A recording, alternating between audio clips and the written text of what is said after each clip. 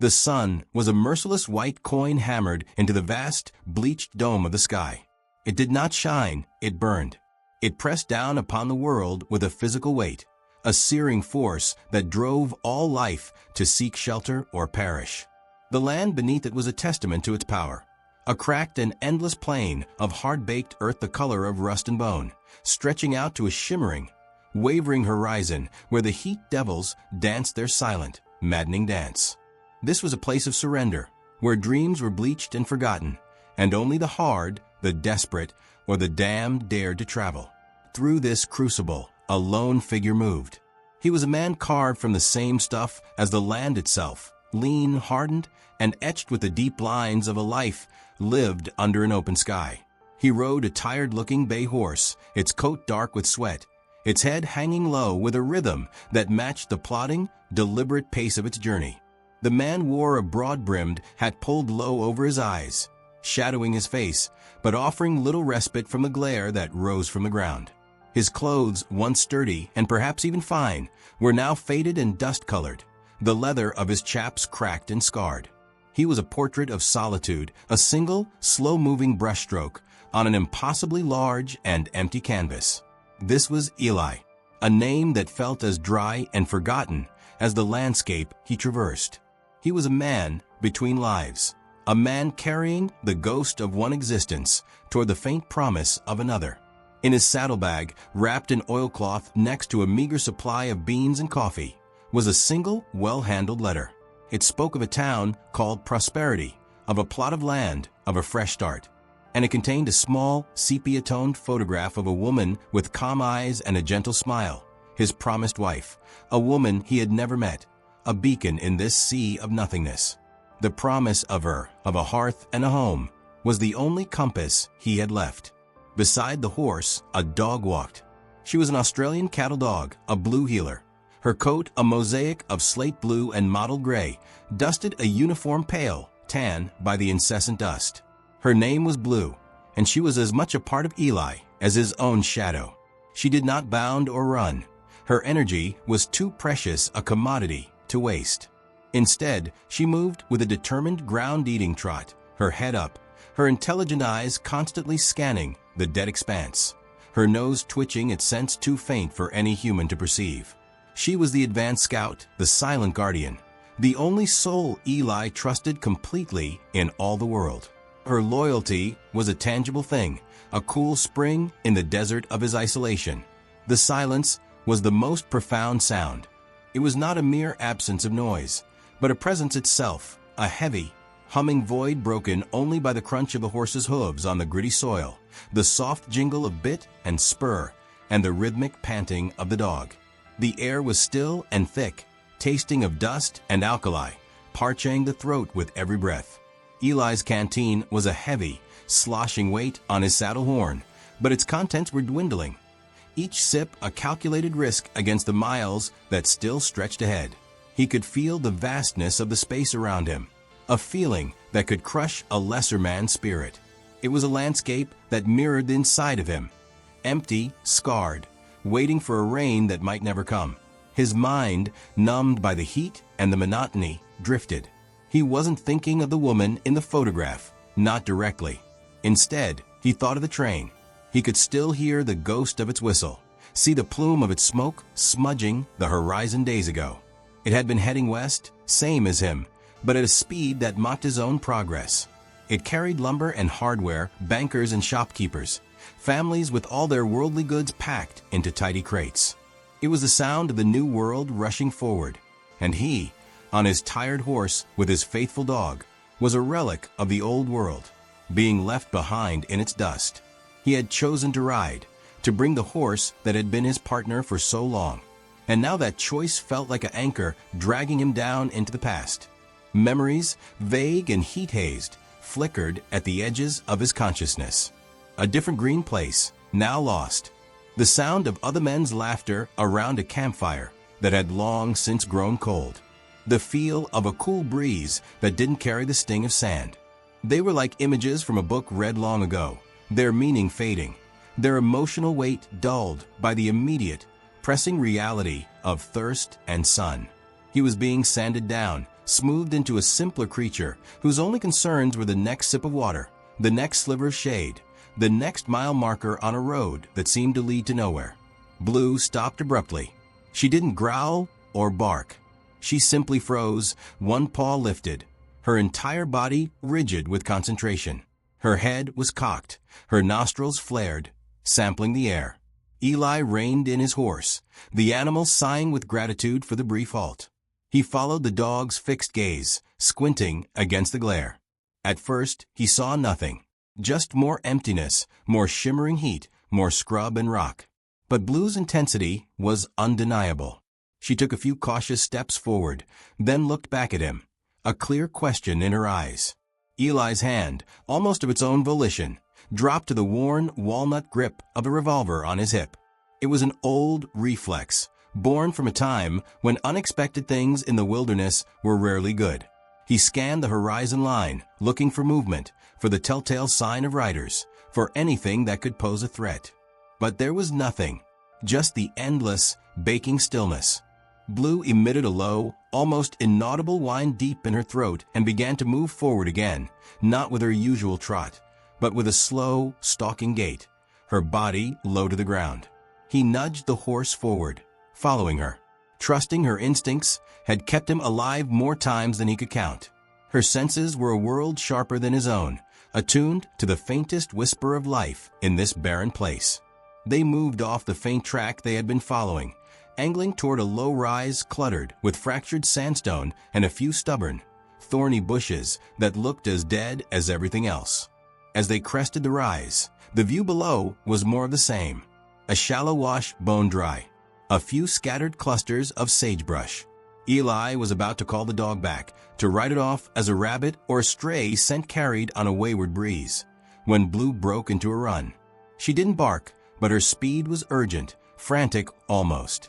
She dashed down the slope and disappeared behind a large, weather-bleached carcass of a fallen juniper tree that lay like a skeleton in the dust. A cold knot of dread tightened in Eli's stomach, cutting through the heat-induced stupor. This was different. This was not the behavior for tracking game. This was alarm.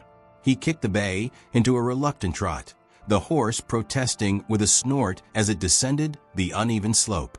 His eyes were fixed on the spot where Blue had vanished, his mind already racing through possibilities, a wounded animal, a trap, an ambush. He rounded the bleached trunk of the juniper, and the world, vast and impersonal just a moment before, shrank to the few square feet of dirt in front of him. Blue was there, circling a shape on the ground, whining softly, pawing at the air. It was a human form, dust, utterly still, one arm outstretched as if reaching for a salvation that was miles out of reach.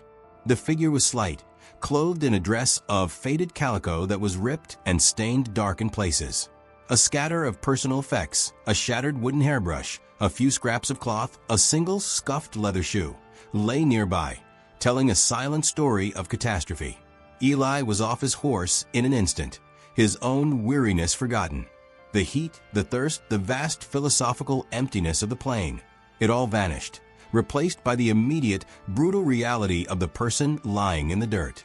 This was no longer a landscape, it was a crisis. He dropped to his knees, his hands hovering for a second, the trained caution of a man who has seen death before warring with a sudden, desperate need to help. The world held its breath. The only sound was Blue's anxious whining and the frantic beating of his own heart, suddenly loud in the crushing silence. Time seemed to fracture, slowing to a thick, syrupy crawl. Eli's years on the trail, facing sudden violence and stark necessity, had forged in him a capacity for immediate, decisive action that bypassed conscious thought. The shock of the discovery lasted only a heartbeat before a cold, clear focus descended upon him.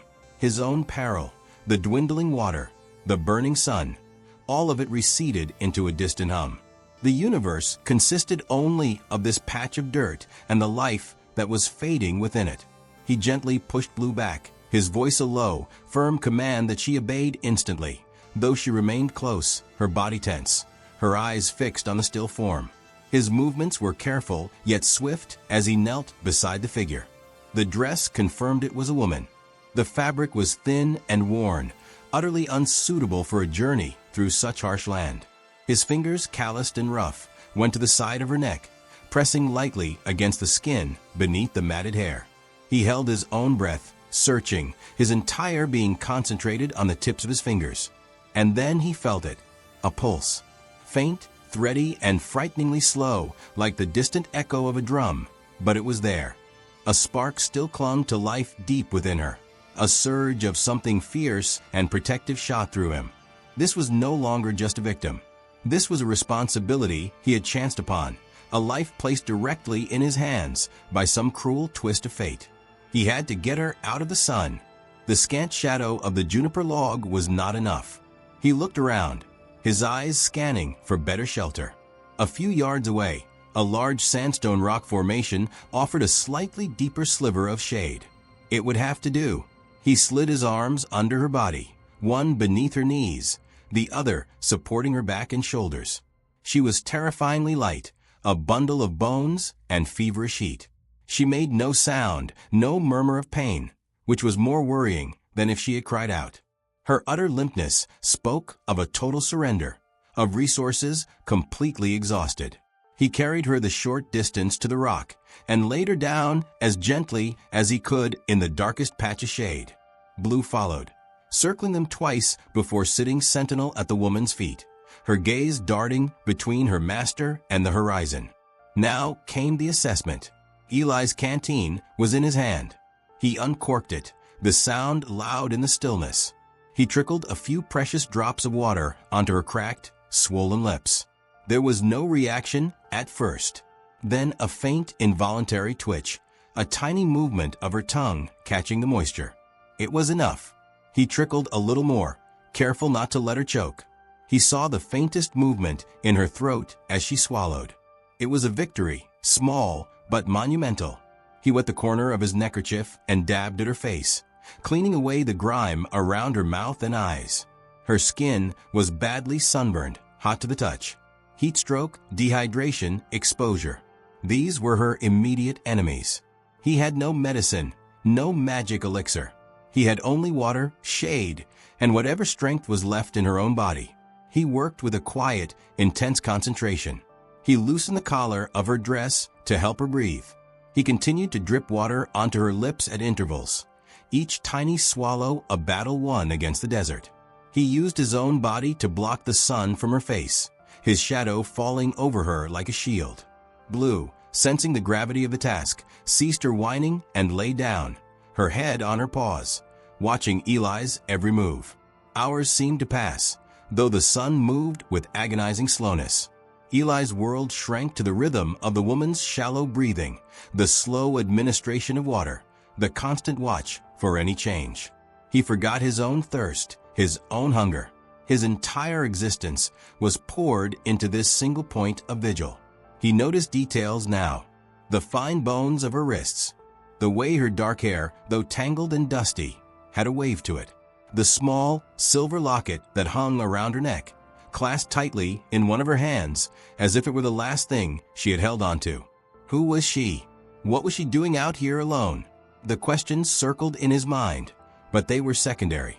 Survival was the only narrative that mattered now. The sun began its long, slow descent toward the western horizon, and the light changed from a brutal white glare to a softer, golden hue. The temperature dropped a few precious degrees. It was during this shift that she stirred. It wasn't much. A low, guttural moan escaped her lips, a sound of pure animal distress. Her head rolled slightly to the side. Eli leaned closer, his heart hammering against his ribs. Her eyelids fluttered, a frantic, weak motion like a trapped bird. They opened for just a second, revealing eyes that were a startling shade of hazel, clouded with pain and confusion and a depth of terror that made his breath catch. They looked directly at him, but he knew she did not see him. She was looking at some phantom, some inner demon of her ordeal. The eyes closed again, and she fell back into that deep, troubled unconsciousness. But the moment of connection, however fleeting, changed everything for Eli. She was no longer an anonymous body. She was a person. She had a voice, however broken. She had eyes that had seen terror.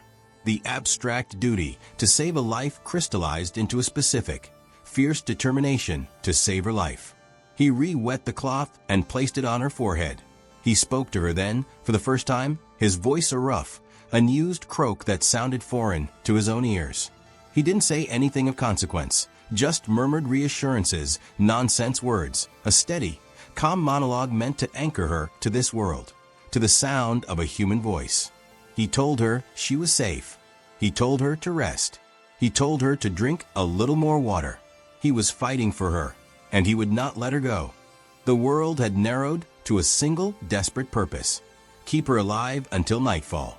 The fragile spark of consciousness he had witnessed was both a hope and a terror. It proved she was still in the fight, but it also laid bare the sheer depth of her suffering. Eli's actions became a ritual, a precise and careful dance against the dying of the light. He rationed the water with a miser's precision, knowing his own survival was now inextricably linked to hers. Each sip she managed to swallow was a tiny defiance shouted into the void of the desert. Blue remained his steadfast partner. She seemed to understand that her role had shifted from scout to guardian. She would occasionally get up, trot a short perimeter around their small camp, her nose testing the wind, her ears swiveling to catch any sound, before returning to her post at the woman's side. Her presence was a comfort, a living, breathing piece of normality in the midst of the crisis. As the sun finally dipped below the horizon, painting the sky in violent streaks of orange and purple, the temperature plummeted. The baked earth began to release its stored heat, and a chill crept into the air. The woman started to shiver, a violent, uncontrollable rattling that seemed to threaten to shake her fragile body apart. The fever was battling within her, and now the cold of the night was a new enemy. Eli acted without hesitation. He unpacked his bedroll, a thin wool blanket and a worn oilskin ground sheet. He wrapped the blanket tightly around her, tucking it in to create a cocoon of warmth. But her shivering continued, her teeth chattering audibly. He looked at his own gear, then at her. There was only one thing to do. He sat down beside her, his back against the cool sandstone, and gently lifted her, blanket and all, pulling her back against his chest, encircling her with his own arms and body. He drew his legs up to shelter her sides. He was using his own body heat as a furnace for her. It was an intimate act, devoid of anything but pure necessity. He could feel the heat of her fever through the blanket, could feel the frantic, shallow rhythm of her breathing. He held perfectly still, becoming a barrier against the night. Blue, seeing this, moved in close, curling her own body against the woman's legs, adding her warmth to the collective effort. And so they remained a silent, determined triad under the emerging stars. Eli did not sleep. He watched the impossible expanse of the night sky, the countless cold points of light that seemed so indifferent to their tiny struggle below. His mind, freed from the immediate panic of the day, began to turn over the puzzle of her. The locket clutched in her hand. The quality of her dress, cheap but once cared for. She was no pioneer woman hardened to the trail. She was someone unprepared for this. A runaway? A victim of an attack? Had her wagon party abandoned her? Each scenario was darker than the last. He felt a low, simmering anger begin to burn alongside his resolve. Someone had failed this woman. Someone had left her to die. The anger was good. It warmed him. It sharpened his focus. He held her through the long, cold hours, his own body aching with fatigue, his muscles cramping. But he did not move. He would whisper to her occasionally, his voice a low rumble in his chest that he hoped was a comfort. He spoke of simple things, the names of the constellations overhead, the way the desert smelled after a rare rain, the stubbornness of his horse. It was a monologue meant to weave a thread of connection, to remind her that she was not alone in the darkness. Sometime deep in the night, her shivering finally subsided, and her breathing seemed to deepen, becoming slightly less ragged. She had passed through the first crisis. She was still alive. The relief that washed over Eli was so profound it was a physical sensation. He allowed his head to rest back against the rock, his eyes still open, watching the slow wheel of the heavens. He was exhausted to his very bones, but a strange peace settled over him. The vast, indifferent desert had thrown this life at his feet, and he had not let it be taken. For the first time in a long time, he felt a sense of purpose that was immediate and vital, unconnected to promises in letters or dreams of a future homestead. It was here. It was now. It was this life in his arms. As a first faint hint of gray lightened the eastern sky, Eli knew they could not stay. They had nearly run out of water. The horse needed grass. She needed proper shelter, more than he could provide out here. He had to make for the one place he knew he could reach, a line shack, an old, abandoned drover's hut he remembered from years ago. It was a day's ride to the north, off his intended route, a place of last resort. It was their only chance. Gently, he laid her back down, the loss of her warmth against him feeling like a sudden vulnerability. He moved stiffly, his body protesting. He gave her the last few drops of water from his canteen. Then he began to break camp, his movements efficient and purposeful. Their journey was not over. It was changing direction. The first light of dawn was a cold, gray affair, leaching the color from the land and revealing the harsh truth of their situation in stark detail. Eli moved with the stiff, aching precision of a man who had spent the night as a pillar of stone. Every muscle protested, but the routine of saddling the horse, of packing the meager supplies, was a familiar anchor in the sea of uncertainty. The woman had fallen back into a deep, still sleep, the kind that walked the line between healing and oblivion. Her face, clean to the worst grime, was pale and drawn, the sunburn standing out in angry red patches on her cheeks and forehead. Blue stood watch over her, occasionally leaning down to sniff at the blanket, her tail giving a tentative wag as if to encourage its occupant to wake. The time had come to move. Eli's plan was formed. The line shack was his only objective. He approached the woman, his shadow falling over her. He spoke to her softly, explaining what he was about to do, not knowing if she could hear him, but needing to say the words aloud for his own sake. He had to get her onto the horse. It was a task that required all his remaining strength and ingenuity. He folded the blanket tightly around her, creating a swaddle to keep her arms secure and to provide some padding. His bay horse, old and steady, stood patiently as Eli, with a tremendous heave, lifted the woman's limp form. It was an awkward, grueling struggle. He managed to get her across the saddle belly down, then quickly adjusted her, pulling her up so she was sitting sideways, slumped against the high pommel. He used a length of rope to secure her to the saddle, fashioning a crude but effective harness to keep her from sliding off. She was a rag doll in his hands, offering no resistance, no help. The effort left him breathless and sweating in the cool morning air. Finally, they were ready. Eli took the horse's reins and began to lead it north, toward the broken hills where he hoped the shack still stood. Blue trotted ahead, scouting the new path. The pace was agonizingly slow. He had to choose his path carefully to avoid jostling the woman too much.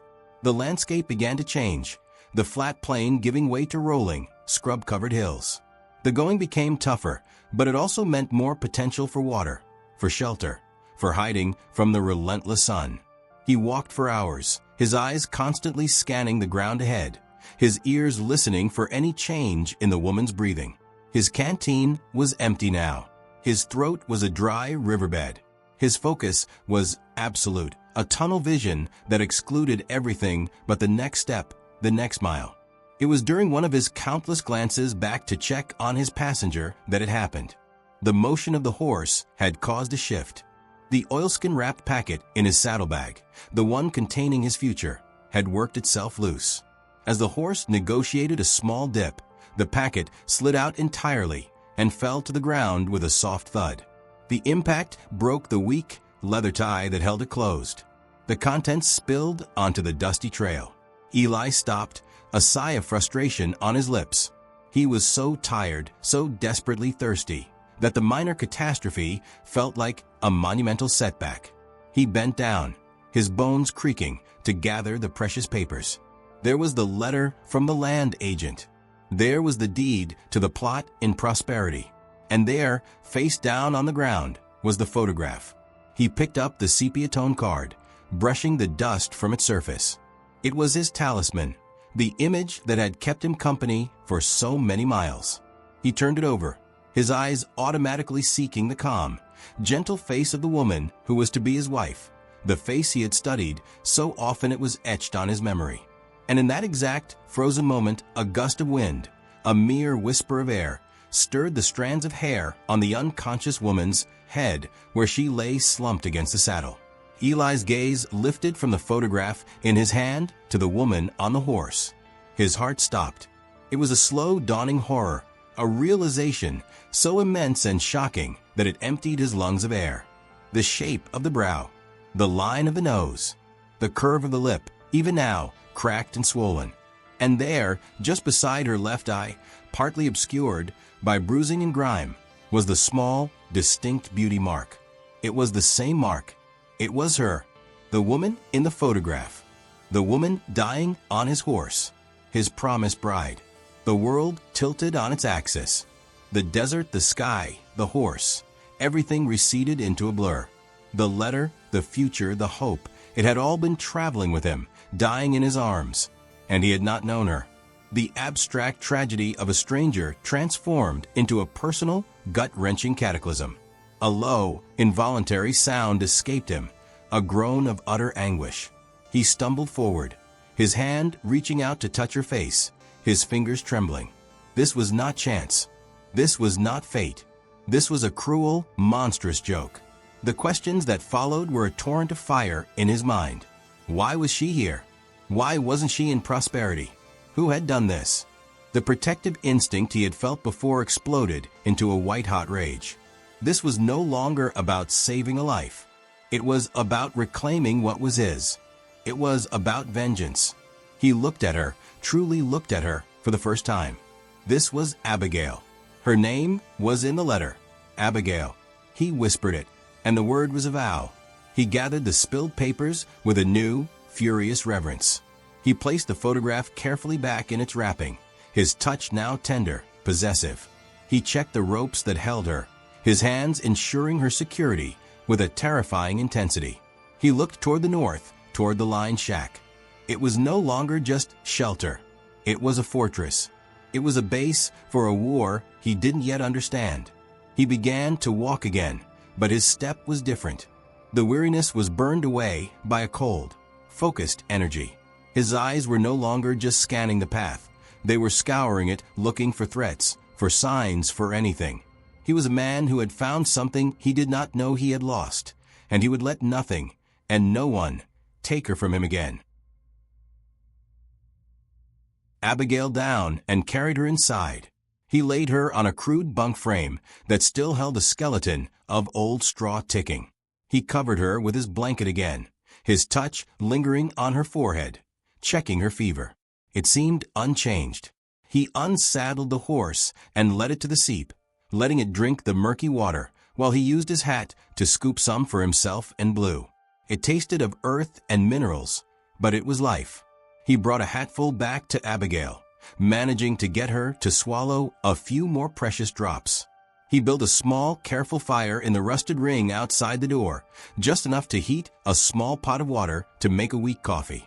The caffeine was a weapon against his crushing fatigue.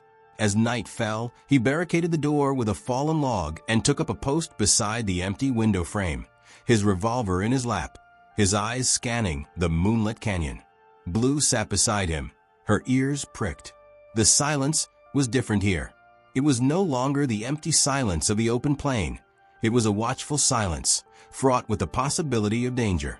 He was waiting for them, whoever they were. He imagined shapes in the darkness, every rustle of a night creature a potential footstep. His mind raced through possibilities. Had she been traveling alone? Unlikely. Had her party been attacked? Had she been thrown from a wagon and left for dead? Or was it something more sinister? The state of her dress, the lost shoe, it spoke of violence, of struggle. The rage simmered inside him, a low fire that kept him awake, kept him sharp. He looked over at her, sleeping on the bunk. In the faint firelight, he could see the woman from the photograph beneath the bruises and the suffering. He saw the strength in the line of her jaw, the resilience that had kept her heart beating against all odds. This was no fragile flower. This was a woman who had fought. The desire to know her story was a physical ache, but it was secondary to the need to keep her safe. He would get his answers, but first he would ensure there would be no more questions added to the list. He sat there the entire night, a statue of vengeance and protection. The stars turned overhead. The moon traced its path. And Eli, with his dog by his side, kept watch over the woman who was his future, ready to wage a war against the past that had tried to take her from him. The first true light of dawn found Eli in the same position, his body stiff and cold, but his mind still razor-sharp. The night had passed without incident, but the tension did not leave him. It had simply become a part of him, a new layer grafted onto his soul. He checked on Abigail first. Her breathing seemed easier, a little deeper, a little stronger. The rest, the minimal water, the shelter, it was working. She was winning her fight. He allowed himself a sliver of hope, a feeling so foreign it was almost painful. He tended to the horse, then scouted the immediate area around the shack with Blue, finding no sign of anyone. The world was still and empty. They were alone. For now. He knew they could not stay long. The shack offered shelter, but no sustenance. They had no food. The water seep was barely adequate. And most importantly, they were off any known trail. If her attackers were searching for her, this place, known to a few old drovers, might be safe for a time. But if they were not, then every hour spent here was an hour closer to starvation. He had to make a decision. The town of Prosperity, their original destination, was still days away to the west. But due east, a hard 2-day ride, was a place called Flat Rock, a smaller, rougher settlement, but one where he knew a man who ran a way station, a man who asked no questions and could be trusted. It was riskier than Prosperity, but it was closer. Getting her to real help was the only priority. As the sun warmed the canyon, he made his choice. East, to Flat Rock. He packed his few belongings with a new sense of finality. This was no longer a journey toward a promise. It was a flight toward survival. He lifted Abigail onto the horse again, his movements now practiced, his touch deliberately gentle. He spoke to her as he worked, his voice low and steady. He told her his name. He told her she was safe. He told her they were going to find help. He didn't know if she could hear him, but he needed to say it. They set out as the sun climbed higher, leaving the lonely shack behind. Blue took the lead, finding the best path through the rugged terrain. Eli walked beside the horse, one hand often resting on Abigail's leg, a constant point of contact, a reassurance for them both. They traveled through the day, stopping only for brief rests. He continued to drip water into her mouth, and during one stop, he managed to get her to swallow a few crumbs of hardtack he had soaked into a paste. It was something. The landscape began to change again, the harsh desert slowly giving way to harder ground, dotted with juniper and pine. They were leaving the worst of it behind. That evening, they made a cold camp in a hidden gully. Eli did not light a fire. He sat with his back against a tree, Abigail's head cradled in his lap, the blanket wrapped tightly around them both. Blue slept curled at their feet. He looked up at the stars, the same stars that had watched over them in the desert, but their gaze felt different now, less indifferent. They were witnesses to a story that was still being written. And then a miracle. In the deep silence of the night, he felt her stir. Not the frantic struggle of before, but a conscious, deliberate movement. Her eyes opened. They were clear, hazy with weakness and confusion, but aware. They focused on his face, and this time they saw him. There was no terror, only a profound, questioning exhaustion. Her lips moved, and a sound, barely a whisper, escaped. It wasn't a word, just a breath of air. But it was enough. Eli felt a tear track through the dust on his cheek. He smiled down at her, a real, genuine smile that felt strange on his face. "Shoo," he murmured, his thumb gently stroking her temple. "Just rest. I've got you." She held his gaze for a long moment, and then, as if the effort was too great, her eyelids fluttered closed again. But she did not fall back into that bottomless unconsciousness. She simply slept, a peaceful, healing sleep. The worst was over. They rode out the next day under a sky of flawless blue. Eli walked with a lighter step, though his vigilance never wavered. He watched her constantly, and twice more throughout the day, her eyes opened, looked at him, and seemed to understand. There were no more words, but a silent communication passed between them. Trust. It was fragile, but it was there. On the afternoon of the second day, they crested a final rise, and below them, nestled in a river valley, lay the scattered buildings of flat rock. It wasn't much, but it was salvation. Eli stopped for a moment, looking down at the town, then back at the woman on his horse. The journey through hell was ending. A new one was about to begin. He put his hand on her arm. "We're here," he said softly. He led the horse down the slope, Blue trotting confidently ahead, her tail held high, as if leading them home. They were no longer a man, a dog, and a dying stranger. They were a unit, forged in dust and desperation, bound by a promise that had been tested by fire and had not broken. They moved forward together, toward whatever came next.